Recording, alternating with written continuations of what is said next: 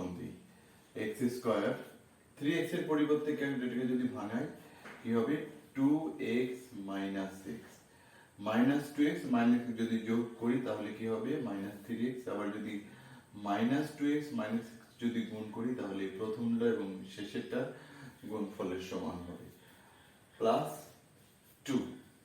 এখন এই দুইটার মধ্যে থেকে আমরা কমন নেব x কমন নেব x যদি কমন নিই দুইটার মধ্যে একটা কমন নিলে থাকে একটা 2x এর মধ্যে থেকে যদি আমরা x কমন নিই তাহলে থাকবে 2 মাইনাস x প্লাস 2 এর মধ্যে কমন নেব কিছু যেহেতু কমন যায় না মাইনাস 1 ব্র্যাকেট x বাইরে যদি মাইনাস থাকে যখন ব্র্যাকেট দেব ভিতরে চিহ্ন বদলে যাবে মাইনাস 2। এরপরে আমরা দেখি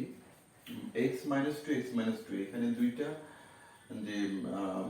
রাশি আছে দুইটার মধ্যে আমরা একটা নিই x মাইনাস 2 বাকি থাকে x মাইনাস 1 x minus